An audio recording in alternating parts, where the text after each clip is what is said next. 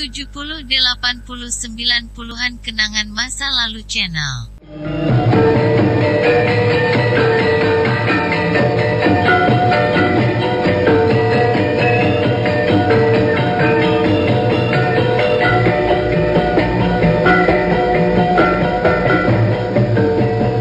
Dalam seri ke-179 ini didukung oleh para pemain Yusri sebagai Rangga Lawe, Heri sebagai Dias Sanggrama Wijaya, Ferry Fadli sebagai Arya Kamandanu, Budi Klontong sebagai Banyak Kapuk, Lukman Tambosi sebagai Empu Bajil, Yoko sebagai Empu Renteng, Suryadin Tanjung sebagai Jaran Lejong, Margaret sebagai Dewi Sambi, dan Asdi Suhastra pembawa cerita. Selamat menikmati.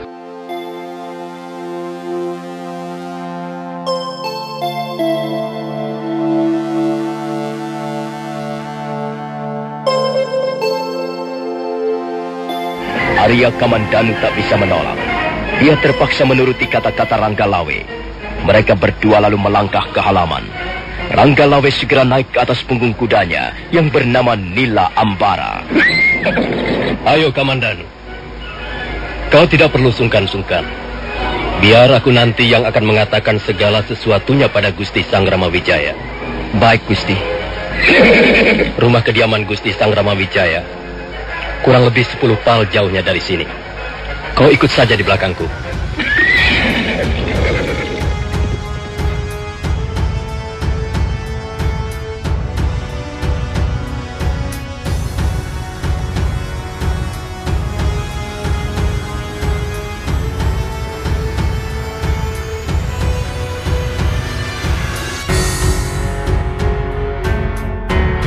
Inilah Gusti, anak muda yang hamba maksudkan. Dia memang agak pendiam, Gusti. Tapi sebenarnya dia cukup ramah dan terbuka. Silakan Gusti Sanggrama Wijaya berbicara langsung dengan anak muda ini. Baik, Kakang Ranggalawi. Oh, jadi kau putra Empu Hanggareksa, pembuat senjata pusaka yang terkenal dari desa Kurawan? Benar, Gusti. Lalu siapa namamu? Nama hamba Arya Kamandanu, Gusti. Dia mempunyai kemampuan yang tinggi dalam hal olah kanuragan, Gusti. Hamba sudah sering melihatnya. Hamba kira kita membutuhkan anak muda semacam Arya Kamandanu ini untuk melatih calon-calon prajurit Majapahit. Iya, memang benar Kakang Ranggalawi. Selama ini kita memang kurang memiliki pelatih-pelatih olah keprajuritan. Mereka hanya beberapa orang saja, dan diantaranya Kakang Ranggalawi sendiri. Oh iya, apa benar kau menguasai ilmu kanuragan dengan cukup baik, Kamandanu? Barangkali tidak terlalu baik, Gusti. Hamba hanya pernah belajar ilmu kanuragan dari Paman Ranubaya. Kau jangan terlalu merendah, Kamandanu. Ampun, Gusti. Hamba tidak merendah. Memang sebenarnya hamba hanyalah sedikit saja mengetahui soal-soal ilmu kanuragan. Barangkali Gusti Ranggalawe terlalu berlebihan dalam menilai diri hamba. Kau jangan membuatku salah tingkah di depan Gusti Sanggrama Wijaya, Kamandanu. Dan mengapa kau harus menyembunyikan kemampuanmu itu? Menguasai ilmu kanuragan bukanlah hal yang buruk, Kamandanu. Kau tidak perlu malu untuk mengakuinya. Bahkan kau bisa memanfaatkannya untuk hal-hal yang lebih baik. Baik untuk dirimu sendiri, ataupun untuk kepentingan-kepentingan lain yang lebih mulia sifatnya. Begini, Kamandanu. Aku ingin menawarkan sesuatu padamu. Bagaimana kalau kau bergabung dengan kami di Pedukuhan Majapahit ini? Tenaga dan keahlianmu akan bisa sangat membantu usaha-usaha yang sedang kami rintis selama ini.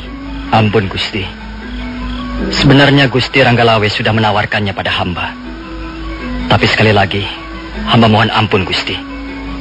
Barangkali untuk saat ini, hamba terpaksa belum bisa menerima tawaran Gusti Sanggrama Wijaya. Mengapa begitu, Kamandanu? Daripada kau hanya mondar-mandir ke sana kemari, naik kuda tanpa tujuan yang pasti, lebih baik kau bekerja untuk masa depanmu sendiri. Di samping itu kau bisa membantu kami, yang pada saat ini memang sangat membutuhkan tenaga-tenaga dan keahlian seperti yang kau miliki itu. Kalau kau setuju, aku akan memberimu pekerjaan yang cukup baik, Kamandanu. Kau akan kutugaskan melatih 200 calon prajurit Majapahit. Mereka ini semuanya orang-orang pilihan. Mereka datang dari desa-desa yang lain yang jauh letaknya. Dan sebagian di antara mereka adalah orang-orang dari pesisir Pulau Madura. Sebaiknya kau terima saja tawaran Gusti Sang Ramawijaya ini, Kamandanu. Aku nanti akan ikut membantumu menyelesaikan tugas-tugas dan pekerjaanmu.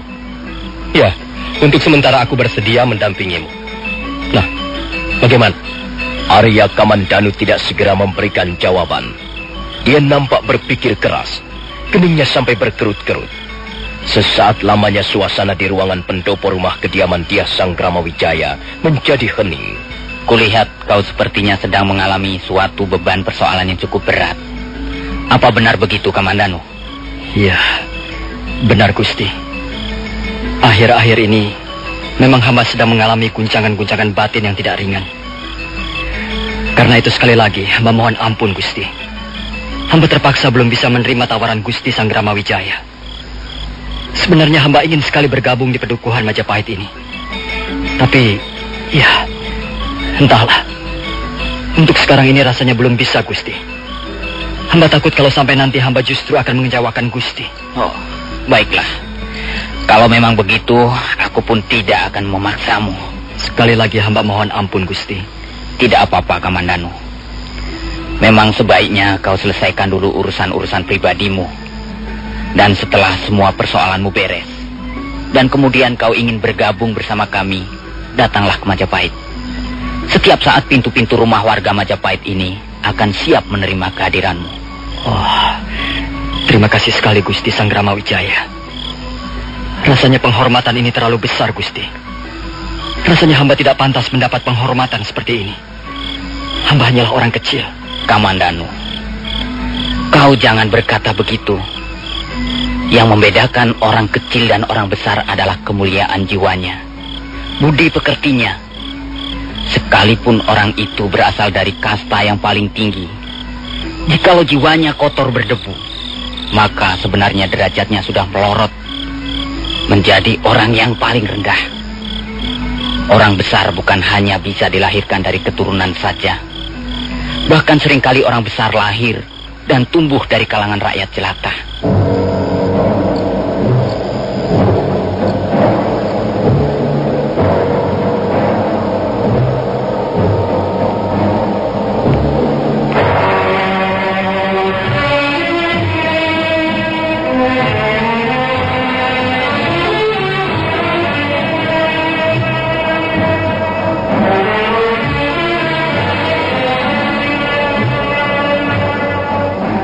Ranggalawe kelihatan agak kecewa karena tidak bisa membujuk Arya Kamandanu agar mau bergabung dengan kelompok Dyah Sang Ramawijaya di Padukuhan Majapahit. Tapi akhirnya dia bisa juga menerima alasan-alasan yang dikemukakan Arya Kamandanu yang semuanya merupakan persoalan-persoalan pribadi. Malam itu, Arya Kamandanu istirahat di rumah kediaman Ranggalawe. Semalaman, hampir dia tidak bisa tidur barang sekejap pun. Pikirannya jauh menerawang dan wajah Maisin selalu timbul tenggelam dalam angan-angannya. Mendadak ia merasa menyesal sekali. Mengapa tiba-tiba dia meninggalkan Maisin berdua dengan Panji Ketawang di gubuknya di lereng Gunung Arjuna? Oh, aku memang keterlaluan sekali. Semakin terbukti sekarang bahwa sebenarnya aku belum mencapai tingkat kedewasaan. Aku selalu mudah dihantui oleh gejolak-gejolak perasaan. Aku mudah diombang-ambingkan oleh pikiran yang tidak menentu. Maisin, kasihan dia. Mengapa aku sampai hati meninggalkannya bersama Panji Ketawang di tempat yang terpencil dan sunyi? Aku memang keterlaluan sekali. Aku menyesal sekali. Aku harus kembali secepatnya ke lereng Gunung Arjuna.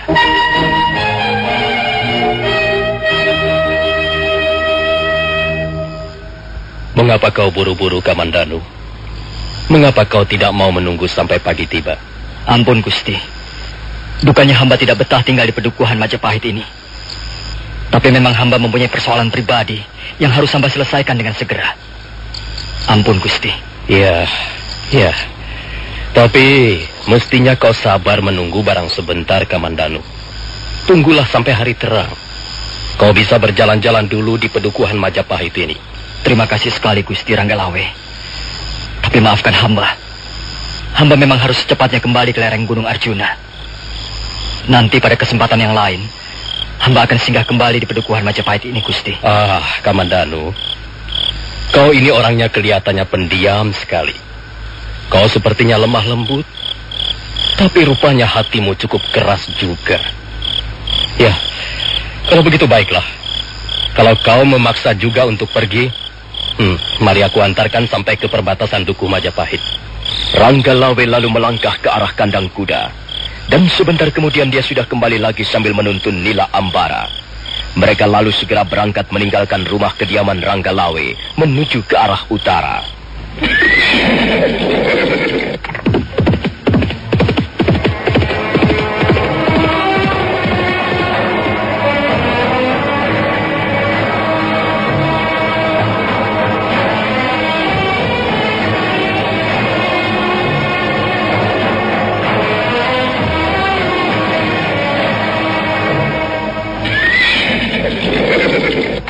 Nah, Kamandanu, aku hanya bisa mengantarkanmu sampai di sini.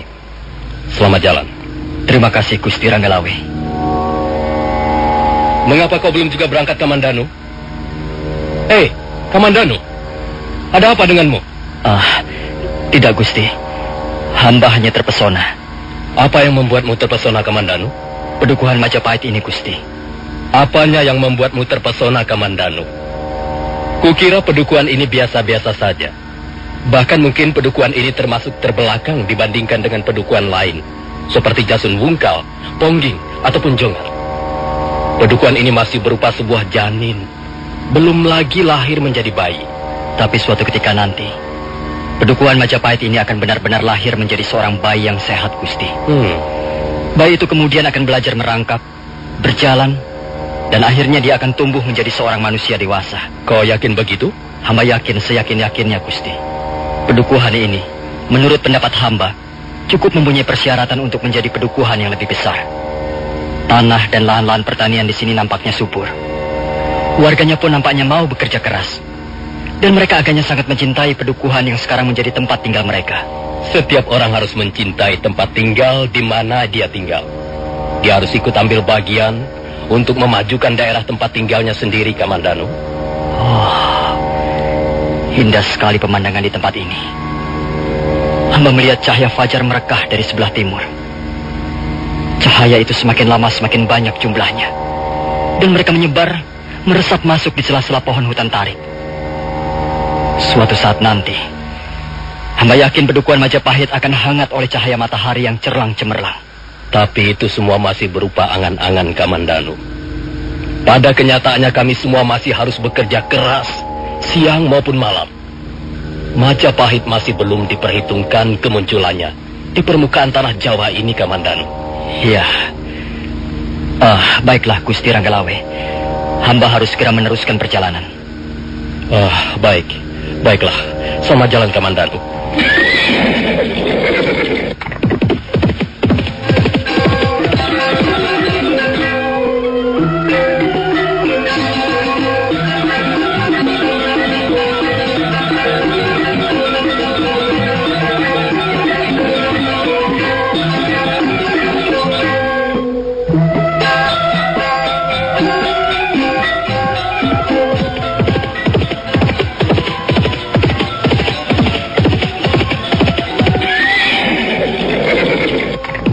Kakang Banyak Kapuk. Bagaimana Adi Ranggalawe? Anak muda itu sudah pergi? Sudah, Kakang. Baru saja dia pergi. Aku dan Kakang Lemusora baru saja membicarakan perihal anak muda itu. Bukan kami mencurigainya, tapi ada baiknya kita waspada, Adi Ranggalawe. Aku yang akan bertanggung jawab, Kakang Banyak Kapuk. Kalau dia datang kemari dengan maksud yang tidak baik, yang nantinya bisa membahayakan kedudukan Majapahit, Akulah yang akan bertanggung jawab. Sebaiknya kau awasi dia, Adi Ranggalawe. Jangan dilepaskan begitu saja.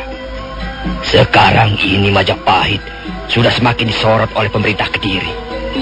Segala kegiatan kita sekecil apapun akan masuk dalam daftar perhitungan pemerintah Kediri. Baik, Kakang. Aku memang baru 2 kali bertemu dengan anak muda itu. Adi Ranggalawe, kau tidak akan bisa mengenalnya dengan baik hanya dengan 2 kali bertemu. Ya, aku juga tidak akan melepaskannya begitu saja. Sampai dia benar-benar kuanggap aman.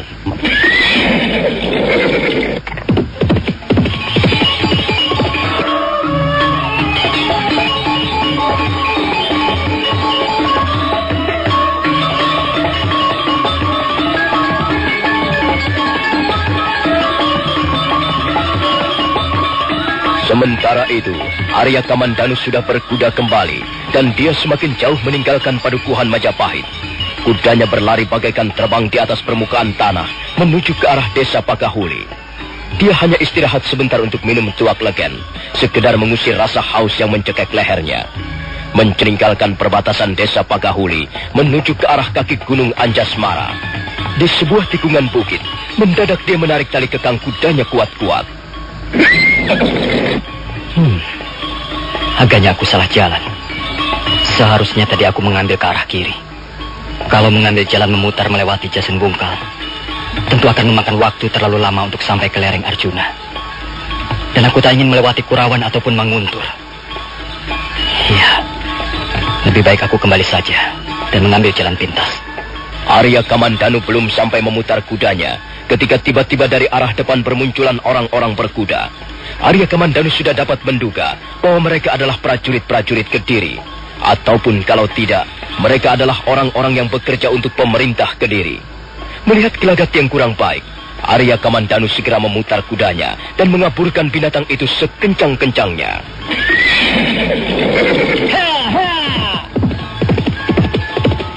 Kuda yang ditunggangi Arya Kamandanu lari bagaikan dikejar setan. Sebentar kemudian binatang itu sudah lenyap di balik gundukan sebuah bukit. Hanya suara tapak kakinya saja yang masih terdengar semakin lama semakin jauh.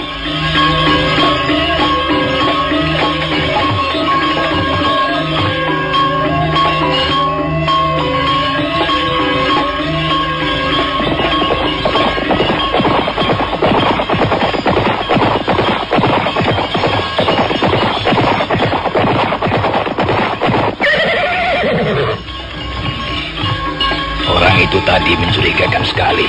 Iya, benar Kakang. Dia buru-buru membalikkan kudanya dan segera kabur begitu melihat kehadiran kita, Kakang. Mungkin saja benar apa yang dilaporkan Jaran Lejong. Dia melihat sendiri orang itu singgah di desa Pakahuli untuk minum tuak legen. Jaran Lejong? Iya, Tuanku Bajil. Coba berikan laporan sekali lagi yang lebih jelas. Apa benar kau melihat orang itu dan bukan hanya salah lihat? Hamba tidak mungkin salah lihat, Tuan Bajil. Memang dia itulah anak empu Hanggareksa. Dialah yang bernama Arya Kamandanu. Dia terus hamba buntuti setelah meninggalkan desa Pakahuli. Hamba yakin tidak salah lihat, Tuan Bajil. Kalau begitu, ayo kita kejar orang berkuda itu. Mungkin dia bukan orang yang kita maksudkan. Tapi karena gelagatnya sangat mencurigakan, ada baiknya orang itu kita tangkap dan kita minta keterangannya. Ayo cepat.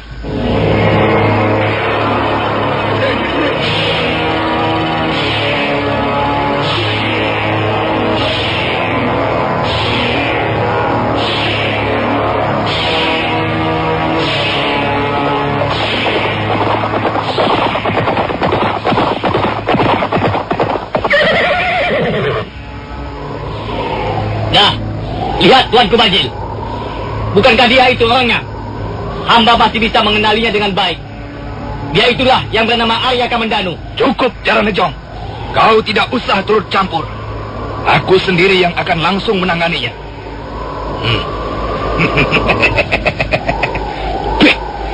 Apa benar kau yang bernama Arya Kamandanu? Iya, benar. Mengapa kau buru-buru membalikkan kudamu dan kabur begitu melihat kehadiran kami? Aku tidak kabur. Aku salah jalan. Kamandanu, kau tidak salah jalan. Kalau kau ingin ke Kurawan, kau tidak usah balik lagi. Kau tinggal mengikuti saja jalan itu tadi. Aku tidak ingin ke Kurawan. Dan lagi apa perlunya kalian mengurusi perjalanan orang? Maaf, aku tidak punya waktu untuk melayani kalian. Kurang ajar. Kau berani meremehkan kami. Kamandanu, kau boleh segera pergi dari tempat ini. Kami tidak akan mengganggumu.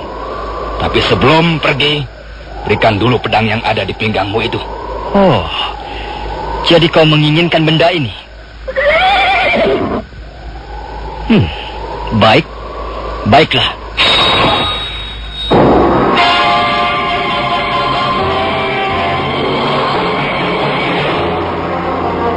Nah, ambillah. Ambillah pedang ini untukmu.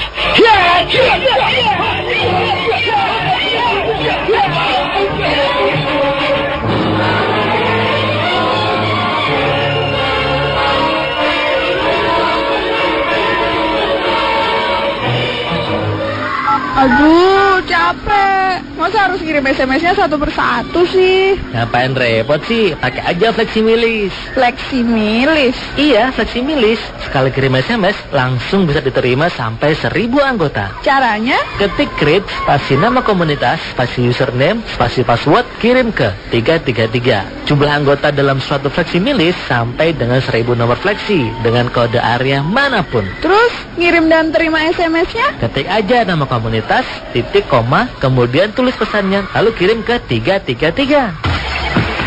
Mau sekali kirim SMS bisa diterima banyak orang? Gunakan Fleximilis. Info lebih lanjut, hubungi 147 atau klik www.telkomflexi.com. Flexi lebih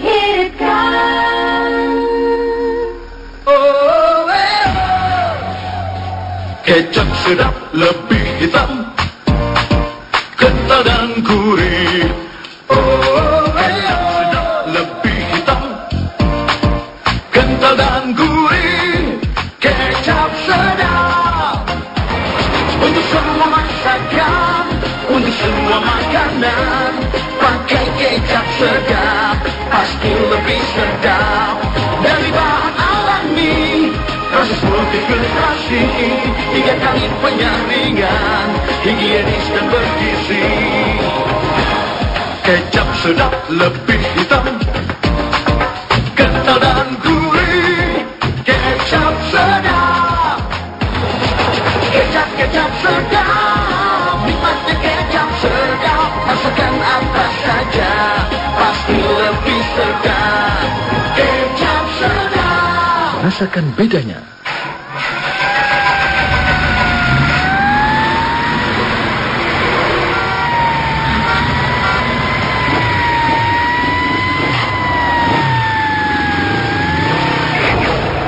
Kepolisian Resort Pamekasan.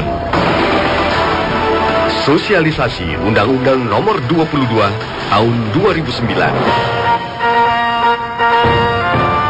Assalamualaikum warahmatullahi wabarakatuh. Saya Ajun Komisaris Polisi Muhammad Mahmud SH.MH, Kasat Lantas Polres Pamekasan, menghimbau kepada seluruh warga Kabupaten Pamekasan dalam mengendarai kendaraan bermotor, patuhilah peraturan lalu lintas demi keselamatan kita sendiri dan orang lain. Menuju Pamekasan yang aman, selamat, tertib, dan lancar. Terima kasih. Wassalamualaikum warahmatullahi wabarakatuh. Informasi ini dipersembahkan Polres Pamekasan dan Karimata FM.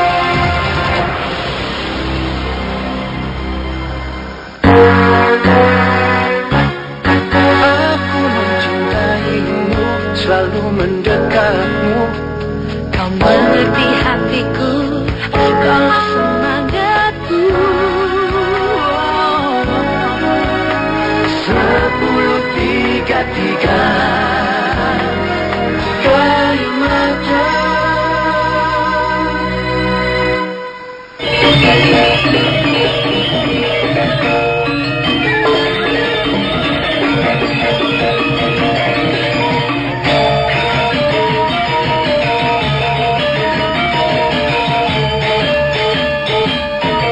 Arya Kamandanu sama sekali tidak terkejut. Dia sudah menduga bahwa orang-orang berkuda itu pasti akan menyusul. Sekarang dia sudah dikelilingi orang-orang berkuda yang jumlahnya tidak kurang dari 40 orang. Salah seorang di antaranya, yang potongan tubuhnya pendek tapi gempal berotot, tidak lepas-lepas memandang padanya. Dari balik pandangan mata orang cebol itu, tersirat sesuatu yang jahat dan licik. Di sebelahnya seorang wanita berparas cantik, duduk di atas kuda berwarna coklat dengan pandangan mata yang dingin. Dan di sebelahnya lagi, duduk di atas kuda, seorang pendekar bertubuh jangkung dengan 2 bilah pedang terselip di pinggangnya. Jadi kau yang bernama Arya Kamandanu, anak empu Hanggar Eksa dari desa Kurawan? Iya, benar. Akulah Arya Kamandanu. Mengapa kau buru-buru membalikan kudamu dan kabur begitu melihat kehadiran kami? Aku tidak kabur. Aku hanya salah jalan. Kamandanu, kukira kau tidak salah jalan. Kalau kau ingin pulang ke Kurawan, kau tidak perlu mengambil jalan ini. Kau bisa meneruskan jalan yang tadi dengan melewati Jasun Wongkar. Aku tidak bermaksud pulang ke Kurawan. Lalu kau mau pergi kemana? Itu bukan urusanmu. Kurang ngajar. Kukira sebaiknya dia ditangkap saja, Kakang Baja. Tunggu, Sambi. Tunggu dulu. Biar aku yang menanganinya. Kamandanu, sebenarnya memang kami tidak merasa perlu untuk ikut campur urusanmu. Kau boleh pergi kemana saja. Tapi ada satu persyaratan yang harus kau penuhi. Persyaratan apa? Sebelum pergi, tinggalkanlah pedang yang tergantung di pinggangmu itu. Jadi kau menginginkan pedang ini? Baik. Baiklah.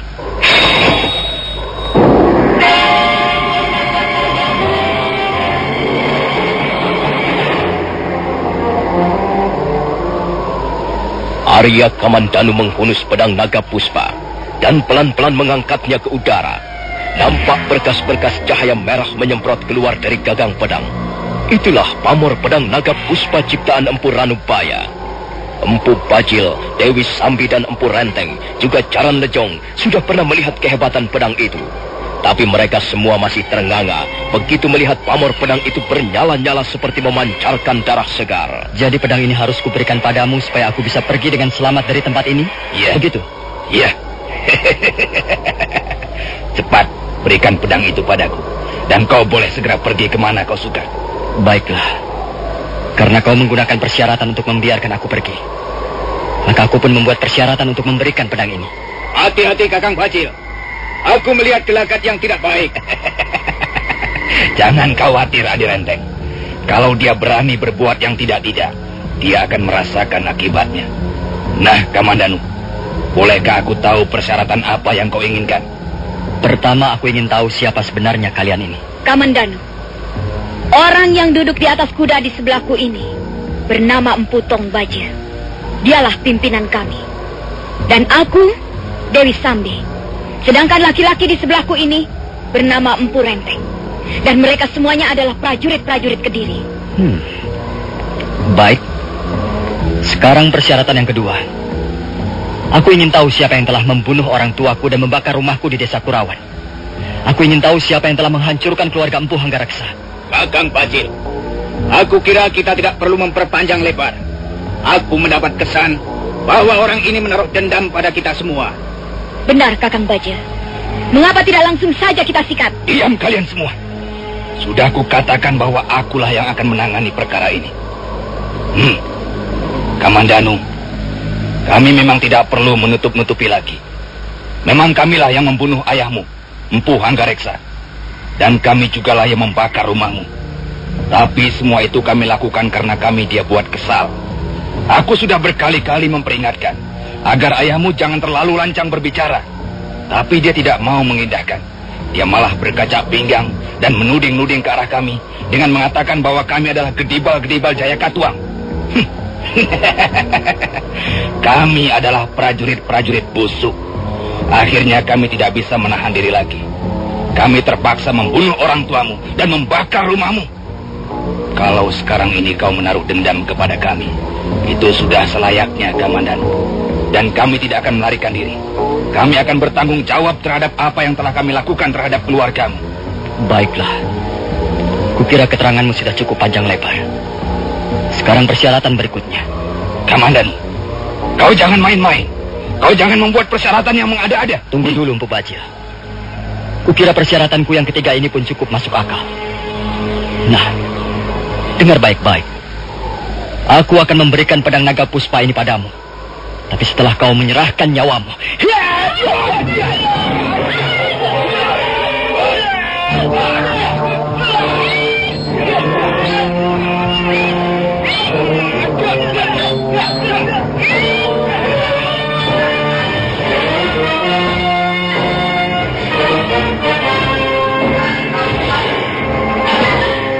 Tiba-tiba saja Arya Kamandanu mengamuk. Setelah berhadapan dengan orang-orang yang menghancurkan keluarganya, tiba-tiba hatinya mendidih terbakar oleh api dendam. Yang pertama kali menjadi sasaran adalah Empu Tong Baja. Untung pendekar cebol itu tergilas. Dia segera melompat dari kudanya dan selamat dari sambaran pedang naga puspa. Selanjutnya terjadilah pertempuran sengit. Arya Kamandanu bertarung bagaikan banteng yang terluka. Dalam beberapa gebrakan saja, 3 orang prajurit Kediri roboh tak berkutik lagi. Tapi Empu Bajil dan kaki tangannya tidak mau menyerah begitu saja. Mereka terus merangsek. Dengan tongkat pencabut rohnya, Empu Bajil berusaha membendung serangan Arya Kamandanu. Sementara itu Empu Renteng sibuk dengan jurus-jurus pedang kuningnya. Sedangkan Dewi Sambi berusaha mencari kelengahan lawannya sambil terus menyiapkan aji tapak wisa. Setelah 5 dari 10 jurus, Arya Kamandanu merasakan tenaganya mulai merosot. Karena itu dia berusaha untuk mencari jalan meloloskan diri. Aman! Dia mau lari! Hai! Dia mau lari! Cekat di sana, cekat! Ayo! Jangan biarkan dia kabur!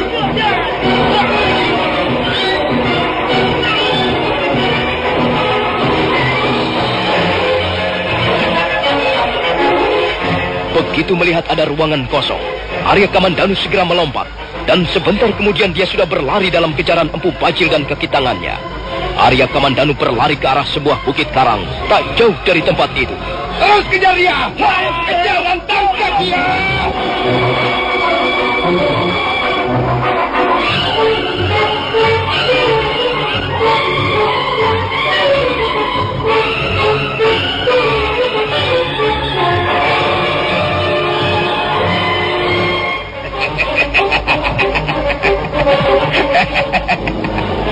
Mau lari kemana kau tikus busuk? Beh! Sekarang kau tidak mungkin bisa meloloskan diri.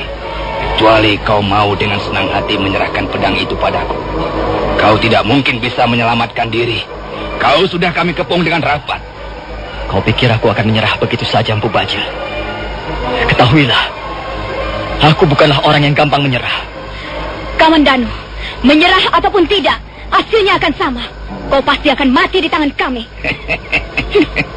Iya, benar. Kau sudah membunuh beberapa orang teman-teman kami. Dan sekarang kami tidak akan mengampunimu lagi. Kau harus kami bunuh. Dan setelah itu pedang naga puspa akan jatuh ke tanganku.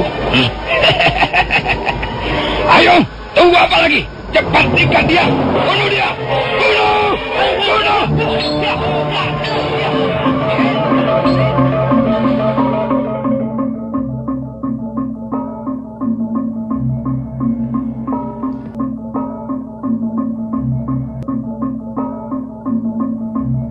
Kembali Arya Kamandanu bertarung habis-habisan melawan Empu Tong Bajil dan kaki tangannya. Kali ini Empu Tong Bajil dan prajurit-prajurit Kediri nampak di atas angin. Sementara pertahanan Arya Kamandanu semakin melemah. Melihat keadaan lawannya sudah semakin payah, Empu Tong Bajil bermaksud menyudahi pertarungan. Maka segera dia melompat mundur. Pendekar cebol dari lereng Tengger itu bermaksud mengeluarkan jurus mautnya yang dilambari ilmu atau aji segara geni.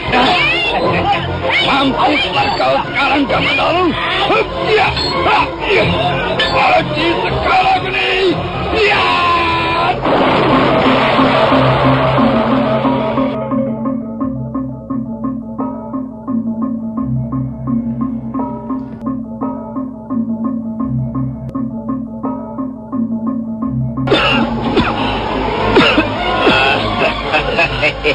Nah, lihat Kakang Bajil. Dia sudah terkena pukulanmu, Aji Segara Geni. Dia pasti akan mampus di tangan kita malam ini. Dia memang sudah sekarat. Dia tinggal menunggu ajalnya di tangan kita. Nah, Adi Renteng, ya Kakang Kausambi. Mari kita bereskan si Kamandanu itu bersama-sama. Aku akan menggebrak dari sebelah sini dengan Aji Segara Geni. Dan kau Sambi, kau akan menggebrak dengan aji tapak wisamu. Dan Adi Renteng dengan jurus pedang kuning. Ayo, kita mulai.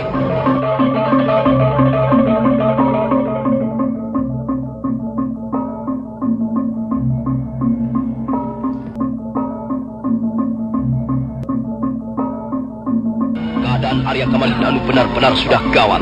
Pukulan Empu Tong Bajil memang tidak bersarang dengan telak di tubuhnya. Namun begitu, pengaruhnya cukup terasa. Dada Arya Kamandanu terasa sesak. Apalagi ditambah dengan pengaruh pedang naga puspa yang sekarang mulai menghisap tenaganya dengan kuat. Matilah aku sekarang ini. Aduh, nyeri sekali rasanya lambung kiriku. Benar-benar hebat Aji Segara Geni milik pendekar dari lereng Tengger itu. Oh, ilmu ini jugalah yang dulu menamatkan riwayat pendekar lo. Nah, Kamandanu, sebutlah Bapak Angkasa dan Ibu Pertiwi. kenanglah kembali segala yang baik yang pernah kau nikmati di atas permukaan bumi ini. Karena sebentar lagi kau akan kupaksa menyusul Hangga Reksa, orang tuamu. Empu Bajil sudah mempersiapkan aji segara geninya. Tangannya bergetar dengan hebat, wajahnya tegang dan pandangan matanya berapi-api. Demikian pula Dewi Sambi, perempuan berwajah cantik itu sekarang nampak menyeramkan sekali. Rambutnya yang panjang berkibaran tertiup angin, dan pandangan matanya yang dingin seolah-olah ingin menelan segala sesuatu yang hidup. Sedangkan Empu Renteng sejak tadi sudah mempersiapkan jurus mautnya, jurus pedang kuning. Pendekar bertubuh jangkung itu tegar berdiri di atas kuda-kuda yang kokoh. Tapi belum sampai mereka bertiga bergerak menyerang, mendadak dari balik pohon-pohon liar bermunculanlah orang-orang bercadar hitam. Mereka langsung menyerang beramai-ramai.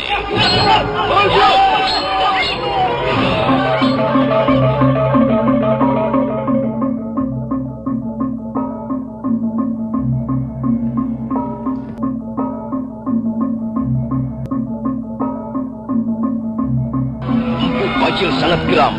Dia tidak tahu siapa orang-orang yang telah menyerang kelompoknya. Yang jelas dia merasa dirugikan karena ada orang-orang yang tiba-tiba mengganggu rencananya.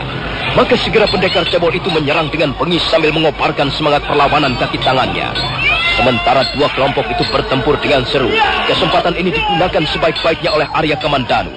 Dia segera memasukkan kembali pedang naga puspa ke dalam sarungnya.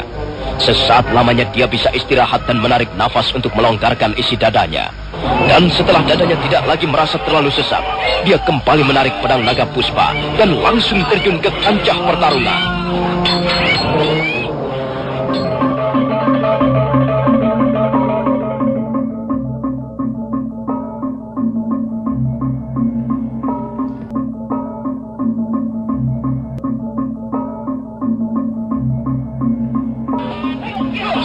Pertarungan masih terus berlangsung dengan sengit.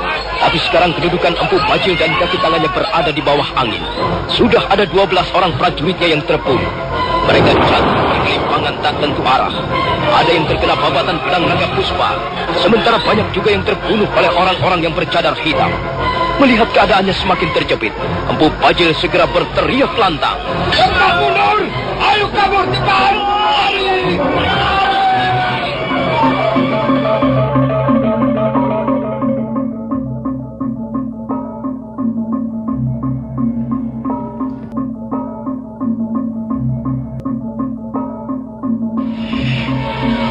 Ajar, siapa mereka itu? Rupanya masih ada juga pendekar-pendekar gelap di negeri ini, Kakang Baja. Kita sudah hampir bisa menyudahi perlawanan Kamandanu. Kurang ajar orang-orang bercadar itu. Tapi nampaknya mereka bukan orang-orang sembarangan. Kalau kita teruskan, kita bisa kalang kabut. Dan bukan mustahil teman-teman kita akan tewas seluruhnya. Kekuatan mereka memang melebihi kita, Kakang Baja. Tapi saya perhatikan, hanya ada 2 atau 3 orang pendekar yang berkemampuan tinggi. Selebihnya adalah pendekar-pendekar biasa, Kakang. Ya, sudahlah. Kita harus mengakui bahwa kita telah gagal. Tapi aku tidak akan berhenti sampai di sini. Pokoknya, pedang naga puspa suatu ketika harus jatuh ke tanganku. Kecewaan akibat kegagalannya merebut pedang naga puspa. Dia juga sangat geram melihat 12 orang prajuritnya terbunuh. Tapi memang dia tidak bisa berbuat apa-apa. Karena itu, setelah memberikan petunjuk yang bermacam-macam, pendekar cebol dari lereng Tengger itu pun segera memerintahkan anak buahnya agar naik ke atas kudanya masing-masing. Dan sebentar kemudian, mereka pun sudah berkuda meninggalkan tempat itu.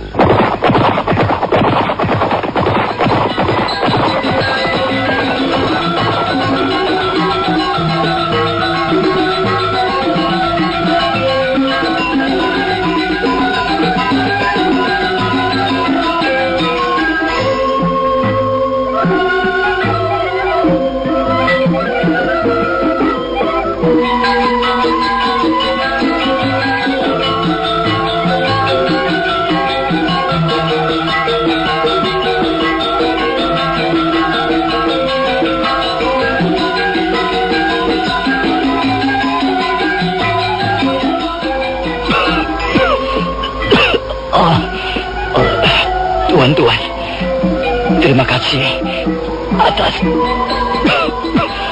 Atas pertolongan tuan-tuan. Kalau tuan-tuan tidak segera datang menolong, barangkali mereka sudah berhasil membunuh saya. Sudahlah. Yang penting kau bisa selamat, Kamandanu. Tuan mengenal saya? Kau pikir aku ini siapa, Kamandanu? Maaf, rasanya saya belum pernah bertemu dengan tuan-tuan. Dan lagi tuan-tuan semuanya menggunakan cadar hitam. Bagaimana saya bisa mengenali tuan-tuan? Karena kami menggunakan cadar hitam, maka kau tidak sempat mengenali kami, Kamandanu. Kalau begitu baiklah, kami akan membuka cadar hitam ini. Oh, Gusti Ranggalawe. Benarkah Gusti Ranggalawe? Ya, aku Ranggalawe. Dan yang di sebelahku ini adalah Adi Kebo Anabrang. Sedangkan di sebelah kananku ini adalah Kakang Banyak Kapuk. Oh, terima kasih Gusti. Gusti telah menyelamatkan hamba. Sudahlah, Kamandanu. Kau tidak perlu berterima kasih padaku. Aku memang sudah mencurigai orang-orang itu tadi. Mereka adalah Empu Bajil dan kaki tangannya. Aku melihat mereka berkuda mengejarmu di dekat desa Pakahuli. Lalu aku memutuskan untuk membuntuti mereka. Agaknya kau terluka, Kamandanu. Kalau begitu, kau ikut kami saja kembali ke Majapahit. Tidak, Gusti. Terima kasih. Memang hamba sedikit terluka, tapi sepertinya tidak begitu parah. Lalu apa rencanamu sekarang? Kau masih mau ingin kembali ke lereng Gunung Arjuna malam ini? Ya, Gusti. Hamba sudah memutuskan untuk kembali ke lereng Arjuna malam ini juga. Maaf, Gusti. Hamba tidak bisa lama-lama di sini. Hamba harus segera meneruskan perjalanan. Baiklah. Hati-hati di jalan, Kamandanu. Terima kasih, Gusti Ranggalawe.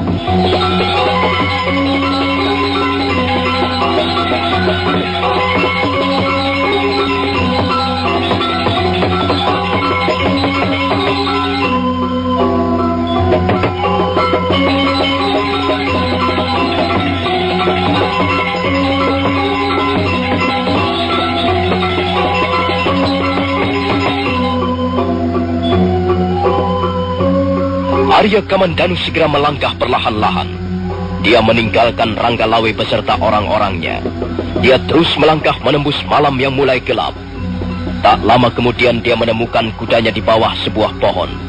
Dia naik ke atas punggung binatang itu, dan akhirnya dia sudah kembali berguncang-guncang di jalanan.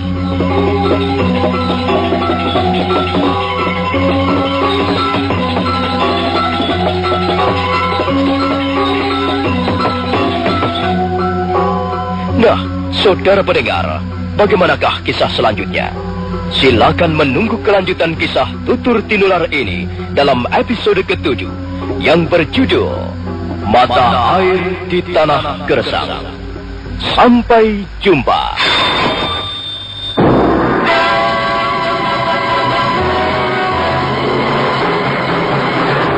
Demikian Sandiwara Radio Tutur Tinular.